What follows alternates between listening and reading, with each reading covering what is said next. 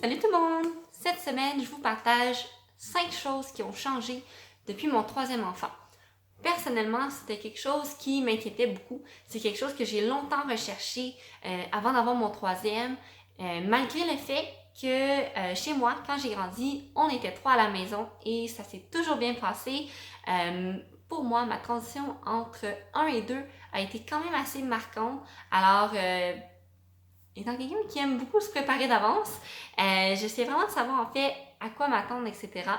Alors voilà, j'ai pensé partager ça avec vous. Si vous avez ce genre de vidéo-là, donnez-moi un like et n'oubliez pas de vous abonner pour pouvoir continuer à visionner mes vidéos. Le premier changement pour moi, en fait, c'était avant même que London soit né. Avec mes 2 autres grossesses, j'ai eu beaucoup de félicitations, les gens étaient très contents pour moi, etc. Quand j'attendais London, on dirait que les gens étaient inquiets. C'est fou comment la perspective des gens est biaisée peut-être, ou est erronée. Quand ça vient aux grandes familles, ou en famille de 5 en fait, les gens étaient, je pense, vraiment inquiets pour moi. J'avais beaucoup de questions à savoir si j'allais changer de voiture, où il allait dormir, aussi par rapport au fait que j'avais déjà un garçon et une fille. J'avais aussi des gens qui me regardaient de façon vraiment bizarre en fait quand je marchais avec Tyler et Olivia et que j'étais enceinte, un peu peut-être comme si j'allais être la next star de 19 Kids and Counting. Wow! 3.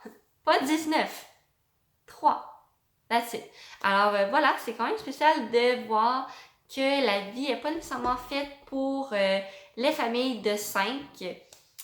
Et avoir su, je me serais peut-être préparée, j'aurais peut-être eu des réponses en poche pour rassurer tous ces gens bienfaisants qui étaient inquiets pour moi. Voilà. La deuxième chose en fait, qui a beaucoup changé pour moi en ayant 3 enfants, ce serait être vraiment by the book versus mon intuition. Avec Tyler, je lisais toute la documentation, je me posais pas nécessairement beaucoup de questions.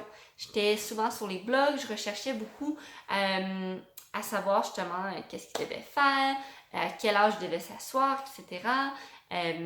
Comment il devait manger, les purées, puis j'y allais parce que je lisais. Avec London, faute de temps, premièrement, j'ai pas le temps de lire tous ces blogs-là, toutes les vidéos, tous les livres, etc. Et aussi par le fait que c'est des notions acquises quand même, j'y vais de façon beaucoup plus intuitive. Je pense juste au dodo. J'ai été très très vite à faire du sleep training avec Tyler et Olivia. C'était très important pour moi. Alors qu'avec London, peut-être c'est parce que je pense bien que c'est mon dernier. J'en profite tellement plus.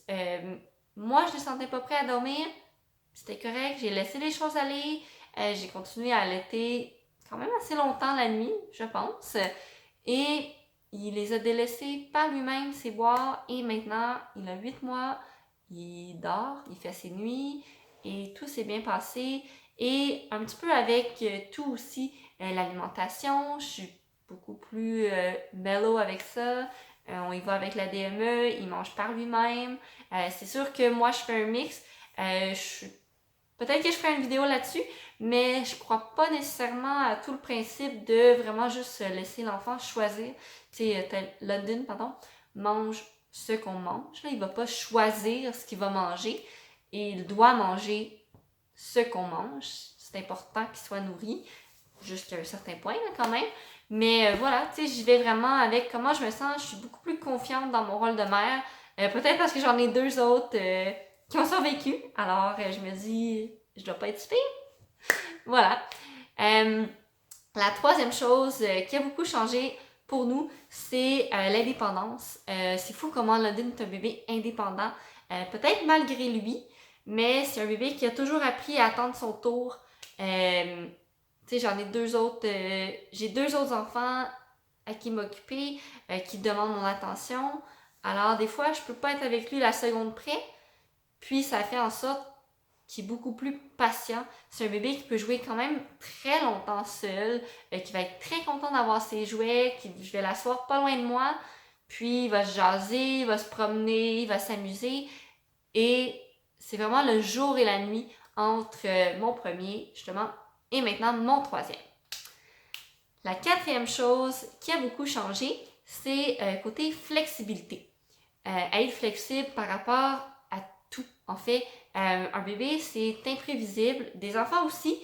Oui, je suis quelqu'un qui est très, je crois beaucoup à la routine, mais avec mes deux grands qui font du soccer, de la danse, de la natation, peu importe, là, qui font des activités, qui veulent aller au parc, j'ai pas le choix de m'adapter. C'est pas réaliste de dire que London va faire toutes ses siestes dans l'auto. Si on veut faire des activités en famille, il va devoir s'adapter, il va devoir nous suivre. Et par exemple, tu sais, je pense, en fin de semaine passée, on est allé à la plage. Ben, il est venu avec nous, tu sais, avec Tyler, je serais repartie à l'heure de la sieste pour qu'il puisse dormir à la maison. Tandis que là, c'était pas réaliste de dire que j'allais couper la journée des enfants, j'allais leur enlever ce plaisir-là pour pouvoir faire la sieste. On a amené notre parc, qui a un petit toit et tout, à la plage, et London a fait sa sieste. Est-ce que c'était la plus longue sieste qu'il a jamais fait? Non, définitivement pas, mais il a quand même dormi une belle heure. Malgré tout le bruit, les enfants qui criaient, etc., qui jouaient, Tyler jouait au football à côté de lui, puis il a quand même très bien dormi. Ce bébé, justement, qui peut s'adapter, donc flexibilité A1 avec un troisième. Finalement, la cinquième chose qui a définitivement changé avec un troisième enfant, c'est, moi du moins, j'ai l'impression d'avoir plus de temps. Je sais, c'est quand même, ça fait drôle à dire, mais je me souviens quand j'ai eu Olivia, en fait, j'avais beaucoup de mom guilt. Je me sentais très déchirée entre partager mon temps avec Tyler puis Olivia. J'avais pas l'impression de les stimuler assez, ni un ni l'autre. Quand j'étais avec Olivia, j'avais l'impression que Tyler faisait juste des jeux de bébé, que c'était pas adapté pour lui. Et vice versa, quand j'étais avec Tyler, je me disais, mon Dieu, tu sais, je suis pas assez là pour Olivia, etc.